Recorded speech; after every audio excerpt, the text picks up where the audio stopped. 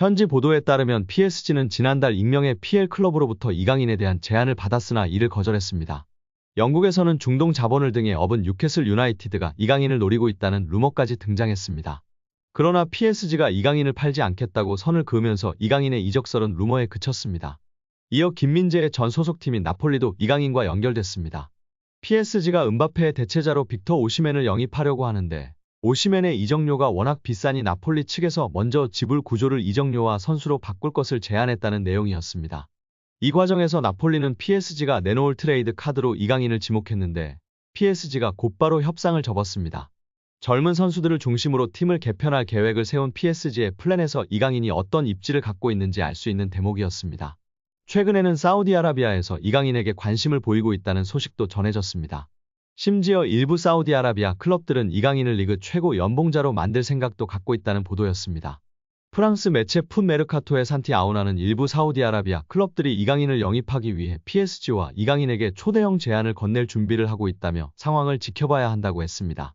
현재 사우디아라비아에서 뛰는 선수들 중 가장 높은 연봉을 받는 선수는 세계적인 슈퍼스타 크리스티아노 호날두로 만약 이강인이 이 제안을 수락할 경우 호날두가 받는 2억 유로 약 2,982억 원 수준의 연봉을 받을 수 있을 전망이지만 이제 막 B클럽에서 도전을 시작한 이강인이 사우디아라비아의 제안을 받아들일 것인지는 미지수입니다. 또한 엔리케 감독은 이강인을 향한 칭찬을 아끼지 않았었는데요. 나는 스페인 프리메라리가에 있을 때부터 이강인을 알고 있었다. 이강인은 무언가 다르다. 아주 특별한 선수다. 이강인은 미드필더와 공격수를 모두 소화할 수 있다. 우리 방식이 아주 잘 맞고 공이 있을 때나 없을 때나 영리하다. 다재다능하고 체력적으로 강하며 기술까지 뛰어나다. 나는 이강인과 함께할 수 있어 아주 기쁘다고 극찬했었습니다. 여기에 이강인이 올 시즌 파리 생제르맹에서 깜짝 놀랄 활약을 펼칠 선수가 될 거라는 현지 매체 전망이 나오며 화제입니다. 프랑스 매체 르텐스포츠는 PSG, 루이스 엘리케의 새로운 놀라움, 지난 시즌 비티냐, 브래들리 바르콜라와 같은 몇몇 PSG 선수들은 엘리케 감독 지휘 아래 완전히 폭발했다. 이번 시즌 엘리케가 다시 어린 선수 중 하나를 크게 향상시킬 수 있을까 나며 이강인이 올 시즌 놀라운 활약을 펼칠 가능성이 있다고 전했습니다. 매체는 PSG가 이렇게 젊었던 적은 없었을 것이다. 유럽 축구 연맹 챔피언스리그에 참가한 PSG는 활력이 넘치며 무엇보다도 유망한 팀으로 구성됐다. 지난 시즌 엘리케가 부임한 후 일부 선수들은 급격한 성장을 경험했다면서 이강인이 폭발할까? 프랑스 수도에서 소심한 첫 시즌을 보낸 이강인은 일관성과 통계를 볼 때 PSG가 마요르카에서 그를 영입하기 위해 2,200만 유로 약 326억 원을 지출한 것이 옳았다는 걸 증명할 수 있다고 설명했습니다. 이어 경기에서 능숙하고 지난 시즌보다 더 많은 주도권을 잡을 수 있는 능력을 갖춘 이강인은 올 시즌 PSG에서 깜짝 놀랄 만한 선수가 될 수 있다고 올 시즌 PSG에서 가장 주목할 만한 선수라고 강조했습니다. 파리 생제르맹에서 활약 중인 이강인의 미래가 더욱 밝아질 것으로 보이며 화제입니다. 나세르 알켈라이피 PSG 회장이 어린 선수들이 주축이 된 팀을 만들겠다고 공언했기 때문인데요. 유럽 축구 전문기자 파브리치오 로마노에 따르면 알켈라이피 회장은 우리는 앞으로 6에서 8년 더 함께 뛸 수 있는 팀을 만들고 싶다라며 유럽 축구연맹 챔피언스리그 8강팀 중 가장 어린 팀을 보유하고 있다. UEFA 클럽 랭킹 10위 안에서도 가장 어리다. 정말 자랑스러운 일이다라고 말했습니다. 현지에서는 알켈라이피 회장의 발언에 대해 미래 자원들로 리빌딩에 착수할 거라고 선언한 것으로 보고 있습니다. 킬리안 음바페가 떠난 후 새로운 청사진을 그리고 있다는 분석입니다. 영국 비사컨은 PSG의 알켈라이피 회장은 장기 프로젝트를 그리고 있다. 앞으로 6년, 7년, 8년은 뛸 수 있는 젊은 선수들을 중심으로 팀을 개편하고자 한다라며 알켈라이피 회장의 최근 발언은 과거 음바페를 지키려고 했을 때의 발언과 상당히 대조적이다라고 전했습니다. 이어 PSG는 새로운 시대를 준비하고 있으며 음바페는 팀 계획에서 점점 사라지고 있다. 레알 소시에다드와의 챔피언스리그 16강전에서 결정적인 역할을 했지만 PSG는 선수들이 음바페가 없는 상황에 익숙해지도록 음바페에게 부수적인 역할을 맡기고 있다라고 덧붙였습니다. 게프볼 뉴스 프랑스 또한 알켈라이피 회장은 파르크 데 프랭스에서 새롭고 젊은 장기적인 프로젝트를 강조했다. 레알 소시에다드전에 출전한 PSG 선수들의 평균 연령은 23세 361일로 챔피언스리그에서 구단 역사상 최연소 선발 명단이었다. 경기 후에도 알켈라이피 회장은 라커룸을 찾아가 선수들에게 부담 갖지 말라고 격려했다라며 현재 PSG가 리빌딩에 돌입했다고 설명했습니다. PSG의 최대 목표는 챔피언스리그 우승입니다. 프랑스 내에서는 적수가 없지만 유럽 무대에서는 힘을 쓰지 못했는데요.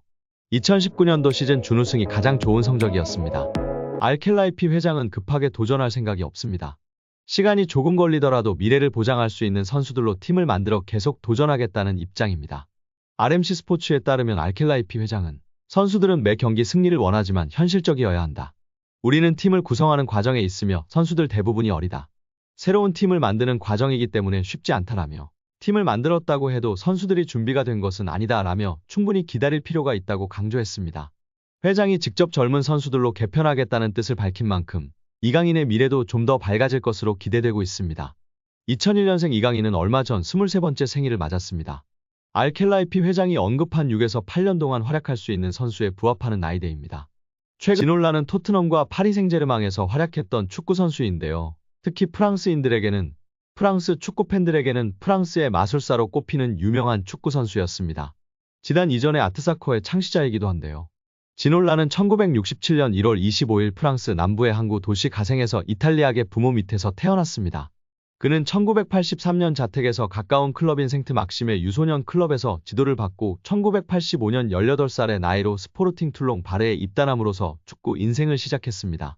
1988년에 데뷔한 지놀라는 프랑스의 촉망받는 유망주들 중 하나였고 그 중에서 가장 성공한 선수로 꼽히고 있습니다. 지놀라는 레프트 윙어로 활동하며 2시즌 동안 61경기 8골을 기록했습니다. 그는 우아하고 화려한 플레이를 선보인 데다 잘생겼기 때문에 수많은 팬들을 양산했습니다.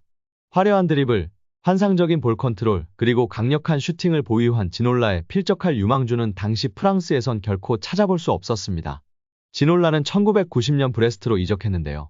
브레스트는 1990년도 시즌에 강등되었지만 그는 혼자 빛났습니다. 1991년 지놀라는 파리 생제르맹과의 경기에서 최고의 활약을 선보이며 팀의 3대2 승리를 이끌었습니다. 그를 지켜본 앙리 미셸 대표팀 감독은 그를 국가대표로 발탁하여 알바니아와의 친선 경기에 내보내는 등 승승장구하였습니다. 또한 1993년에 유로파컵 4강에 진출하는 데 큰 기여를 하면서 프랑스 올해의 축구 선수에 선정되었습니다. 이 시기 지놀라는 제라르 울리의 프랑스 대표팀 감독의 부름을 받고 1994 미국 월드컵 지역 예선에서 주전 선수로 활약했고 17경기에 출장하여 3골을 기록했습니다. 그는 환상적인 개인기와 드리블을 선보이며 프랑스 최고의 인기남이 되었고 TV에 여러 차례 출연하여 화제의 중심에 서기도 했습니다. 특히 정교한 기술력을 가진 좌측 윙어로 드리블 테크닉을 통해 화려한 볼거리를 제공하여 팬들과 평론가 모두에게 극찬을 받았던 그라운드의 마법사였습니다. 특히 그 시대에 흔치 않게 양발을 자유자재로 사용했던 윙어로 뉴캐슬 시절 페렌츠 바로시를 상대로 오른발로 데니스 베르캄프가 연상되는 트래핑을 한 후 바로 왼발로 쏜 데포알 발리슛은 이를 잘 보여주는 지놀라의 대표적 골로 회자됩니다. 또한 1999년 리즈 유나이티드와의 FA컵 경기에서 왼발 중거리 슛으로 골대를 2번 친 후 오른발 중거리 슛으로 기어이 득점을 이뤄내는 신기를 보일 정도로 본인이 가진 기술력을 양발과 연계하는 능력이 탁월했다는 평가를 받았습니다. 이 양발을 이용한 드리블 돌파 기술이 특히 탁월했는데 상대 풀백 앞에서 공을 오밀조밀 드리블하며 상대의 태클을 유도하고 본인은 앞으로 치고 나가는 특유의 드리블 스타일은 아직도 지놀라의 대표 기술로 회자되고 있습니다. 그런 그가 이강인을 향해 극찬했다는 것은 실로 놀라지 않을 수 없는 대단한 일입니다. PSG와 토트넘 등에서 활약한 다비 지놀라는 선수로서 이강인을 볼 때, 그의 이미지를 볼 때 그가 마요르카에서 활약할 때부터 메시의 왼발과 많이 닮은 왼발을 가졌다. 왼발로 경기를 할 때 항상 색다른 모습을 보이는 방식은 메시가 바르셀로나에서 했던 움직임과 몸짓을 발견할 수 있다. 나는 이강인이 PSG에서 꽃피우고 발전하는 모습을 기다린다. 라고 엄청난 칭찬을 남겼다. 파리 생제르맹에 성공적으로 연착륙했다고 평가받는 이강인이 개인 최고 몸값을 경신했습니다. 시장 가치를 책정하는 트랜스퍼마크트가 8일 업데이트한 프랑스 리그앙 선수 시장 가치에서 이강인은 2,500만 유로로 평가받았습니다. 지난해 12월 2,200만 유로에서 300만 유로가 오른 금액입니다. 지난 니스와 경기에서도 빛났는데요. 팀이 0대1로 끌려가자 루이스 엘리케 감독은 후반 시작과 함께 이강인을 교체 투입했습니다. 축구 통계 매체 풋몹에 따르면 이날 이강인은 평점 7.2점을 받았으며 태클 성공률 100%를 자랑했다.